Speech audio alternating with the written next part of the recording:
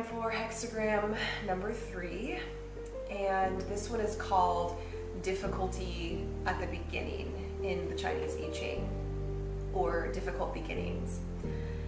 And this one kind of is a big hexagram to contemplate out of the 64, because it talks about change, and change is something I feel like a lot of us have a really hard time with, especially when that change goes against what we believe should be happening. And difficulty at the beginning kind of talks about that chaos that we feel when a change is happening. So it's difficult at the beginning because it feels like chaos, and chaos is the shadow frequency of this hexagram. And then the gift frequency is innovation, and the highest frequency is innocence. So I want to talk about how we go from the new beginning where we feel that chaos and come into this space of innovation, and how we can use innocence to innovate.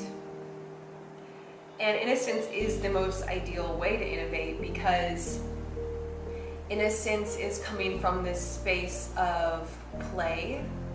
Innocence is something that children really showcase for us in how they interact with the world and how they let their environment mutate them while they also mutate their environment. So the first thing I kind of wanted to talk about is this science-based idea of quantum physics, and I feel totally unprepared to talk about things like that, because I have spent a lot of my life feeling like I wasn't smart enough or that I didn't understand things. But I think one of my gifts that I can bring to the world is really simplifying these ideas for people out of a deep inner knowing. It's not from a place of science, it's not from a place of study, it's purely from an inner knowing. And I don't know about you, but I like a little bit of both in my life. I like a little bit of science because it's interesting and we can, keep track of things and discover things. But I also like the idea of keeping this spiritual connection within us really open and trusting it. I just see a lot of people lose that power and that trust in themselves and what they know and the universe, because they are conditioned by our large industries of, the pharmaceutical, like hospital science kind of arena. And I'm not speaking against it, it's just, it has its downfalls, and I don't think we should put all of our trust in it. So there's my little 2 cents. But there was this belief that life was wired for survival. So there was this idea that when people were studying the cell, that the brain of the cell was within the nucleus, which would be inside of it. And later on, we discovered that the brain is actually in the cell membrane of the cell, so not inside of it. So now we're kind of seeing that the cell membranes of cells were meant to interact with others, were meant to interface. And if we were purely designed for survival, then 2 cells would have never come together and actually cooperated to make something bigger. And the more cells came together, the more we created larger life forms. And we are because of that cooperation. We exist because of that cooperation. And so when people try to argue that we're wired for survival only, I don't really agree with that. And I feel like you can feel it within you that we're not. And that's where I don't really care about science. I'm like, I need to listen to what I feel inside. And what I feel inside is that we're meant for cooperation. We're meant to come together. Our bodies and our existence is because of that. And so it seems likely that that's the direction that we'll keep going. And so you can kind of view human beings as these large cells that are meant to interface with each other. And I use human design, the body graphs I talk about, I use human design to see how people are literally designed to interface with one another, how we're meant to come together, what our strengths are, what this person's strengths are, and then how those things kind of bounce off each other, how we share energy, just like how we're meant to be as one, how we're meant to work toward unity. And so this idea kind of came about in quantum biology, where we realized that life was actually designed to be cooperative and not just based on survival. So it's holistic versus separate. And basically we can see that relationships are everything. How we have relationships with things, whether that's actually two people having a relationship or our relationship to our environment, to the plants, to everything.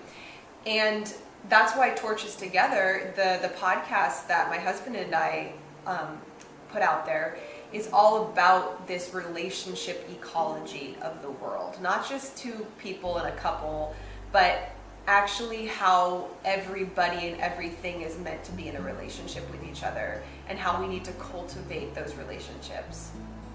You know, there was a time in history where survival was the most important and we hadn't evolved past that. But now that we're at a place where part of the world at least is not in a state of survival, we're starting to evolve in new and different ways. And this comes about through the gift of this hexagram, which is innovation. And before I get on to innovation, I wanted to finish talking about the shadow of this hexagram, which is chaos. And there's two ways that we respond to the chaos we feel in life. And one of them is to become anal.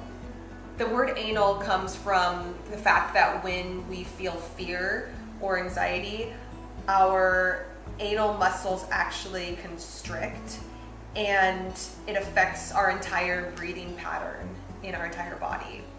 So this shallow breathing continues to perpetuate the fear that we feel, and we clench up and try to control our life and our environment, and we try to control the chaos we feel. And that's where that comes from. So that's the repressive nature. That's when we repress how we actually feel about the chaos and we try to control. And then the reactive nature is to be disordered.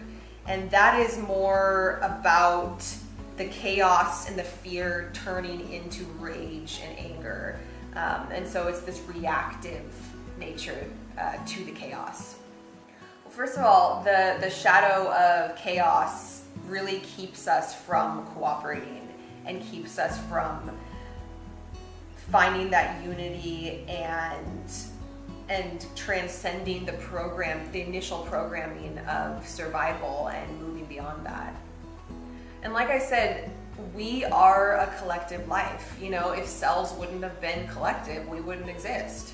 So we kind of have to follow suit. And I think it's naturally what we want to do. There's part of us that has that survival tendency, but there's another part of us that really does want to learn how to cooperate and learn how to find unity with each other. So in order to innovate and create new things, we have to cooperate. We have to find that unity.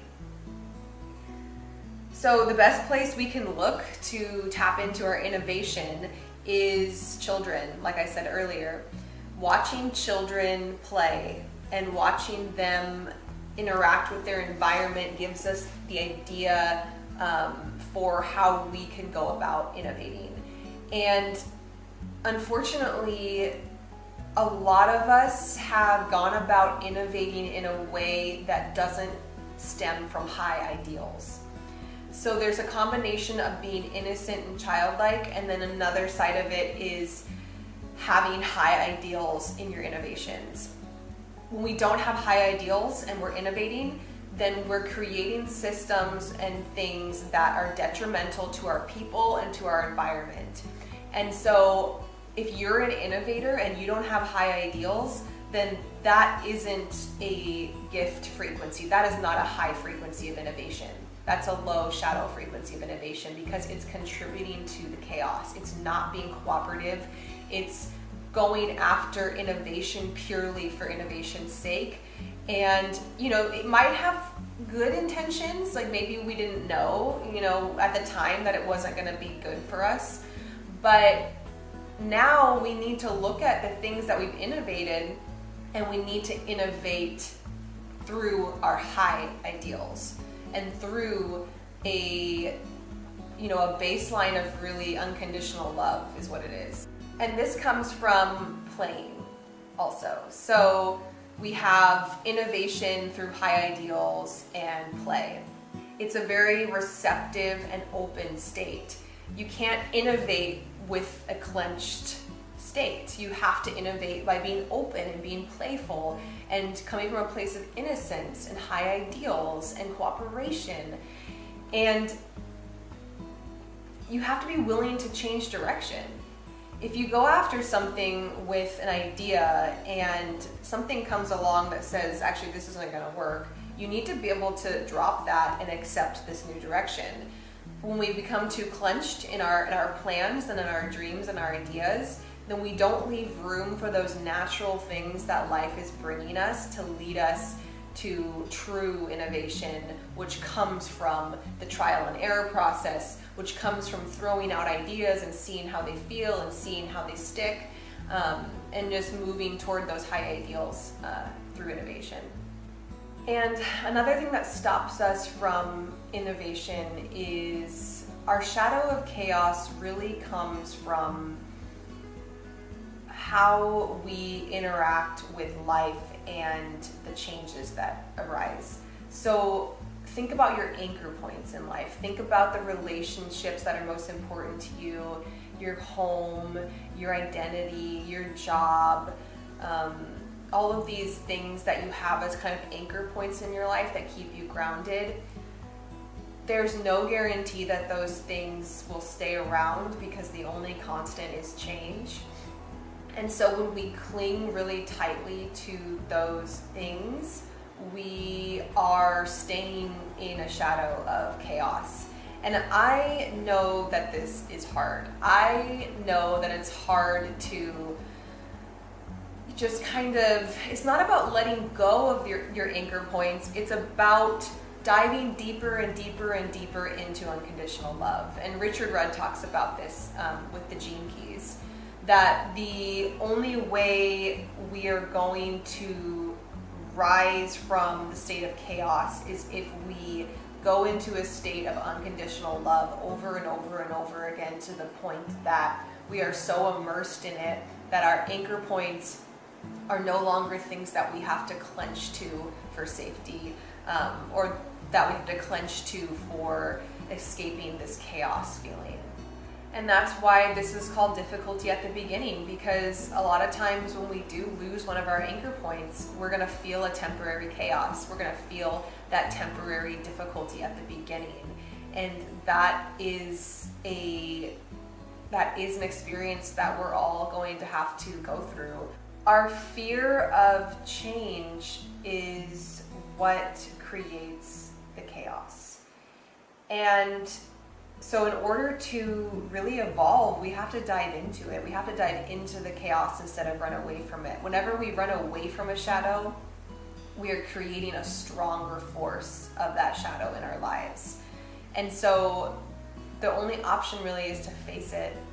And facing it is one of the scariest things we might ever do in our life.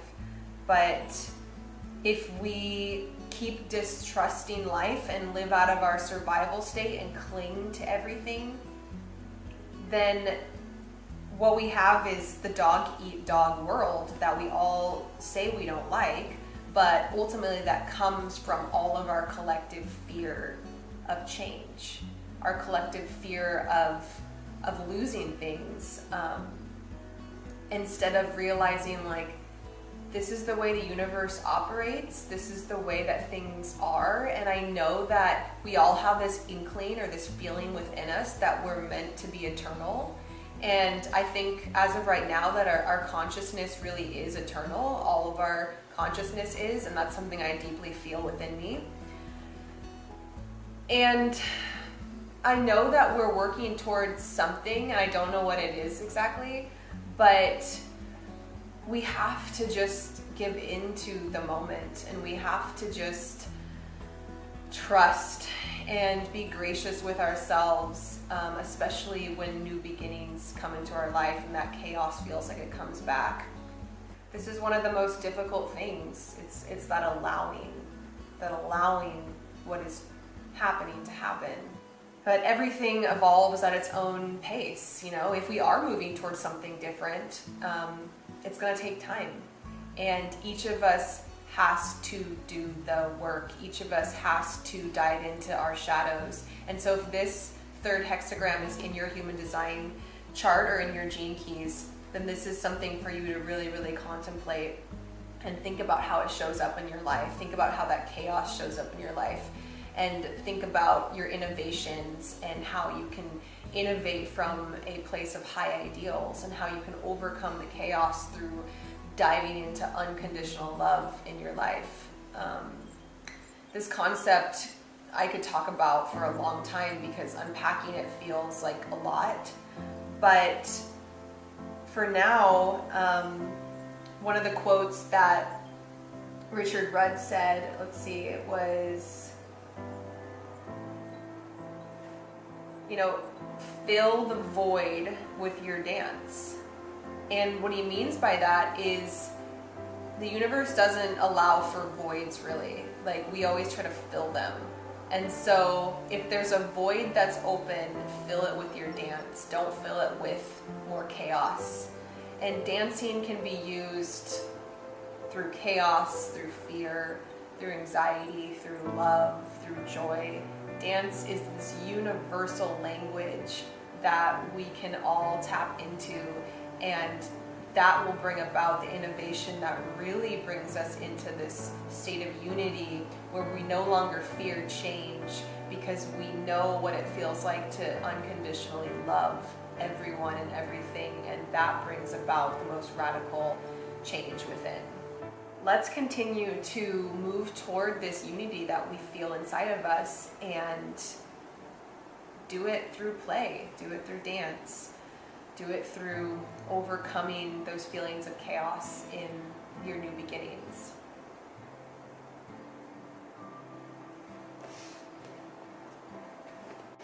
And now, like I do with all of the hexagrams, I wanted to read a little poem writing kind of meditation just to give another aspect to this hexagram through a more creative form.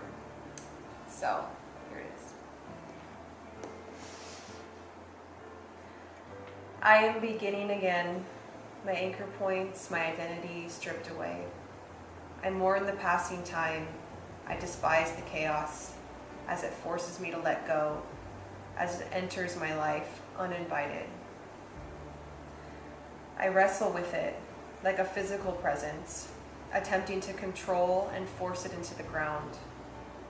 I look outward for aid and no one comes.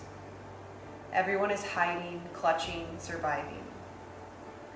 I walk out into the daylight, sun awakening my dead eyes, reviving my life through its warm touch.